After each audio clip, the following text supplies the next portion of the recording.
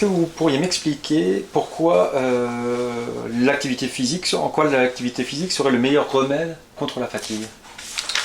Alors ça c'est intéressant parce que c'est ça qu'il faut dire, hein, que les gens entendent que le seul traitement de la fatigue, notamment pour ce qui nous concerne, nous c'est le cancer, c'est la pratique d'une activité physique raisonnable. Il ne s'agit pas de faire des sprints ou de faire du saut à la corde, encore que ça développe beaucoup d'énergie.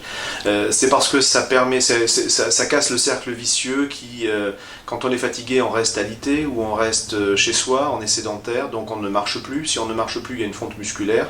Et là, c'est là que ça commence à se compliquer. Donc il y a un risque de chute et on peut aggraver sa pathologie avec une fracture, notamment chez des personnes un peu âgées. On sait bien que la chute, la fracture du bassin ou la fracture du col du fémur est dramatique. C'est le fait donc qu'il y a une meilleure tolérance au traitement parce qu'on a eu une activité physique. Il y a des métabolismes au niveau du sucre aussi qui rentrent en cause lorsqu'on pratique une activité et qui tout ça permet de lutter contre la fatigue. Qu'a-t-on observé auprès de patients atteints de cancer et qui pratiquent justement des activités sportives?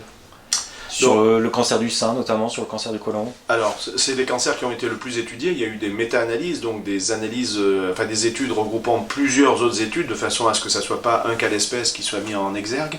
Et on sait que quand on pratique une activité physique relativement modérée, 6 mètres par exemple, c'est 3 heures d'activité sportive par semaine, eh bien on a en gros un tiers de moins de récidives et un tiers de moins de survenue de cancer chez ces gens-là.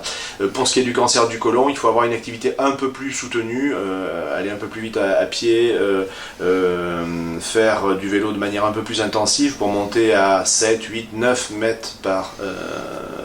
c'est un équivalent en dépenses énergétiques, et là on se rend compte que là aussi il y a entre un quart, selon l'activité physique l'on déploie, entre un quart et 3 quarts d'amélioration de son état, soit en diminution du nombre de récidives, soit en non survenue de nouveaux cas.